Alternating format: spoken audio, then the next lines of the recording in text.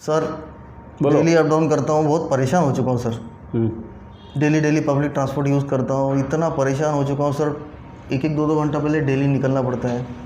अगर जल्दी नहीं पहुँचे तो बॉस का टेंशन, टाइम पे अगर नहीं पहुँचे तो आने का कोई वक्त नहीं, घर पे पहुँच नहीं पाते टाइम पे। तो पब्लिक ट्रांसपोर्ट हाँ सर, पब्लिक ट्रांसपोर्ट वही तो यूज़ करता हूँ ना सर। नॉर्मली सर बहुत सारे लोग मेरे जैसे ऐसे ही पब्लिक ट्रांसपोर्ट ही यूज़ करते हैं। पता नहीं रहता सर बस कब आएंगी, ट्रेन कब आएंगी, कुछ नहीं। बस अभी स्मार्ट सिटी हो रहा है, स्मार्ट सिटी आया है, तो स्मार्ट सिटी में सब कुछ क्या बात करते हैं सर। स्मार्ट सिटी वो 40 साल पुराना सिग्नल लगा रहे हो स्मार्ट सिटी में, वो पॉसिबल है उससे? फिर किससे पॉसिबल है? किससे पॉसिबल है? पॉसिबल है IoT से। So friends, welcome back to tech career plaza. मैं हूँ Arif and I am Raja Gaikwad. जैसा हम बात कर रहे थे अभी पब्लिक ट्रांसपोर्ट, बहुत सारे लोग इस सिस्टम से परेशान है कि मतलब टाइम पे बस नहीं मिलती, ट्रेन का पता नहीं रहता, कुछ नहीं रहता, ऑटो मिलते नहीं। लेकिन हम लोग अगर एक सिस्टमेटिक कुछ डेवलपमेंट करें तो ये बहुत अच्छे से पॉसिबल हो सकता है। तो IoT, इंटरनेट ऑफ थिंग्स, अगर इसका इस्तेमाल हम लोग पब्लिक ट्रांसपोर्ट में अगर करें तो बहुत अच्छे से हम लोग सब चीज़ों को मेंटेन रख सकते हैं। Correct. और कंप्यूटर को और जो भी प्रवासी हैं उनको सबको अच्छे से गाइड कर सकते हैं। तो ये सब हम लोग किस तरह से अचीव कर सकते हैं IoT का इस्तेमाल करके, आइए देखते हैं। लेट अस सी। आइए हम लोग बात करते हैं public transportation system in smart city. मतलब स्मार्ट सिटी में पब्लिक ट्रांसपोर्टेशन सिस्टम किस तरह से होना चाहिए। तो उसमें अगर हम लोगों ने IoT का इस्तेमाल किया तो पब्लिक ट्रांसपोर्टेशन सिस्टम बहुत ही अच्छा हो सकता है, क्योंकि अब आप खुद ही देख लेंगे किस तरह से हम उसको अच्छा कर सकते हैं। तो पहले हम लोग बात करते हैं कि पब्लिक ट्रांसपोर्टेशन सिस्टम में जो नॉर्मली जो व्हीकल्स यूज़ होते हैं वो कौन से होते हैं। मतलब है ट्रेन, दूसरा है बस, तीसरा है टैक्सी और चौथा है ऑटो रिक्शा। ये कॉमनली यूज़ करने वाले पब्लिक ट्रांसपोर्टेशन व्हीकल्स हैं। इसमें हम लोग ज़्यादातर ट्रैवल करते हैं। और भी है जैसे साइकिल, रिक्शा एक्सेट्रा, वो उन लोगों को हम लोगों ने कंसिडर नहीं किया हुआ है। तो इन चीज़ों को अब ये हम लोग एक एक करके देखेंगे कि उनको सिस्टम क्या क्या लगा सकते हैं। तो ये जो आपको दिख रहा है ये सामने, ये है ट्रेन का कोच, इंटरनल सेक्शन उसका दिखाया है। इसमें हम लोगों ने क्या किया हुआ है, मोशन सेंसर लगाए हुए हैं। मोशन सेंसर से आपको डेंसिटी पता चलती है, मूवमेंट पता चलता है। CCTV लगे हुए हैं। CCTV आपको रियल टाइम डाटा देता है कि कितना पब्लिक अंदर हो सकती है, कितना खाली वैकेंट है वगैरह। और तीसरा है GPS लोकेटर, जो कि ट्रेन में लगा हुआ होता है और ज़्यादातर आप रेलवेज़ में ये लगा हुआ है ऑलरेडी। तो फिर भी हम लोगों ने इसमें दिखाया हुआ है। अभी सेम केस बस का, बस में भी इंटरनल सेक्शन में हम लोगों ने मोशन सेंसर लगा दिया, सेम CCTV लगाया और बस का GPS लोकेटर लगा हुआ है। उससे हम लोगों को बस का GPS लोकेशन पता चलता है। अभी ट्रेन हो गया, बस हो गया, तो थर्ड टैक्सी। सारे टैक्सी स्टैंड में हम लोगों ने CCTV लगाए, जिससे हमको पता चल सकता है कि टैक्सी कितनी अवेलेबल है उस पर्टिकुलर स्पॉट पे। सेम केस ऑटो का भी, ऑटो स्टैंड पे भी हम लोगों ने CCTV लगा दिया है। उससे हम लोगों को पता चलेगा कि कितना ऑटो उस पर्टिकुलर स्पॉट पे अवेलेबल है। साथ साथ GPS लोकेशन ऑटो का और टैक्सी का दोनों का ऑन रहा। मतलब ये सब लोग ये चीज़ें हैं हम लोगों ने सब इनेबल्ड कर दिया है। ये चारों को, बस, ट्रेन, टैक्सी और ऑटो को सेंसर लगे हुए हैं, कैमराज लगे हुए हैं, GPS लोकेटर लगे हुए हैं। अब ये चारों का जो sensor, CCTV, DPS locator etcetera जो भी है, इसको हमने इम्बेड कर दिया। और इम्बेड किए हुए जो डाटा है वो डाटा वायरलेस कम्युनिकेशन के थ्रू क्लाउड मैनेजमेंट को भेज दिया। अभी क्लाउड मैनेजमेंट क्या करता है, इस सब जो मिला हुआ डाटा इससे सॉल्यूशन बना के रखता है ऑलरेडी। जैसे कि मान लीजिए अगर कोई पर्सन इस ट्रांसपोर्ट डिपार्टमेंट के मोबाइल ऐप के थ्रू अगर क्लाउड मैनेजमेंट को कांटेक्ट करता है और उससे हेल्प मांगता है कि मुझे पर्टिकुलर लोकेशन पे जाना है तो मुझे हेल्प कीजिए। अभी मोबाइल का लोकेशन ऑन है, उससे क्लाउड मैनेजमेंट को भी ये पता चलता है कि ये पर्सन कहाँ खड़ा हुआ है।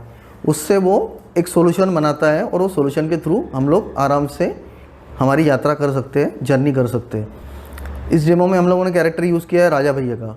तो राजा भैया को एक पर्टिकुलर जंक्शन पे या लोकेशन पे जाना है। तो राजा भैया ने क्या किया, राजा भैया ने ऐप ओपन किया और वहाँ से इंफॉर्मेशन मांगी कि मुझे टुंगापुर जाना है तो मुझे गाइड कीजिए।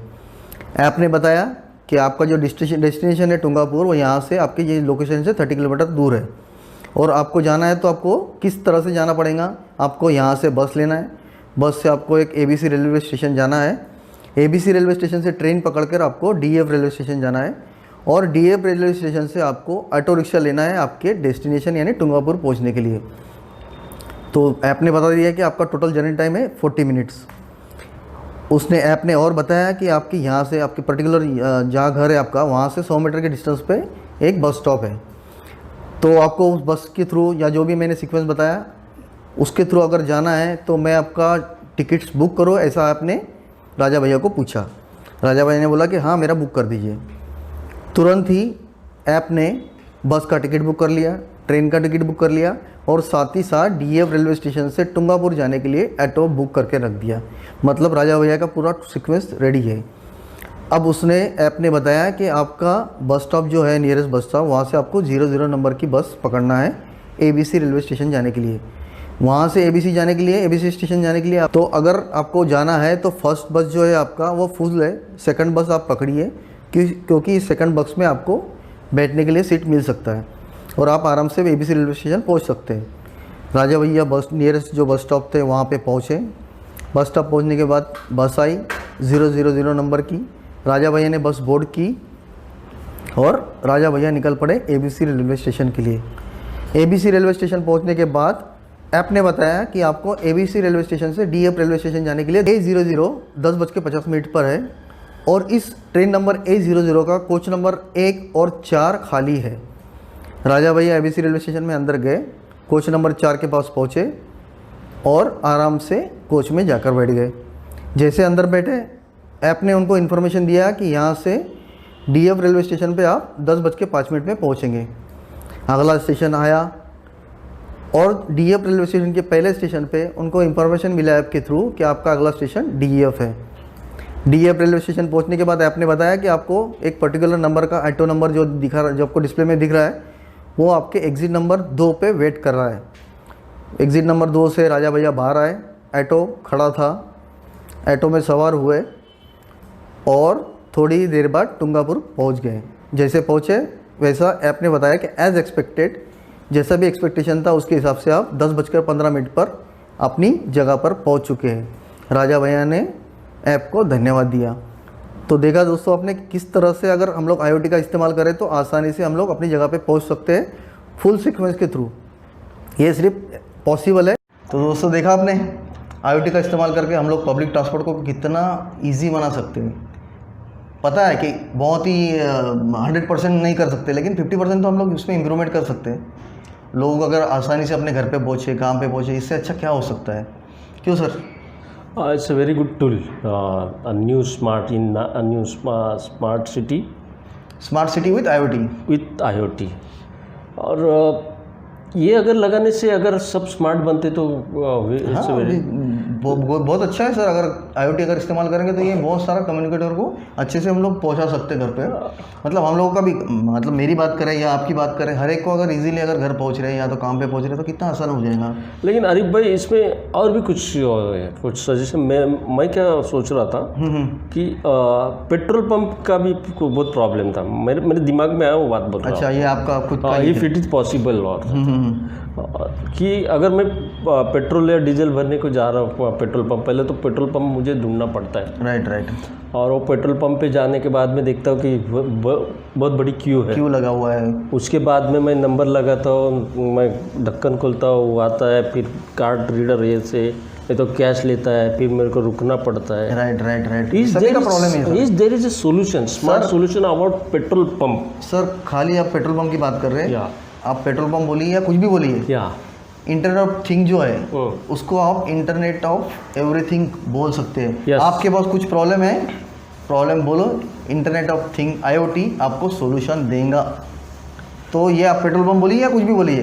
तो दोस्तों जैसा सर ने बोला पेट्रोल पंप के बारे में, आपके भी कुछ प्रॉब्लम हो सकते हैं, वो प्रॉब्लम हमारे साथ कमेंट बॉक्स में शेयर कीजिए। और आपको लगता है कि उसमें कुछ सॉल्यूशन निकलना चाहिए तो मिलके हम लोग कुछ सॉल्यूशन निकालेंगे, हो सकता है सारे लोगों का फ़ायदा हो जाए।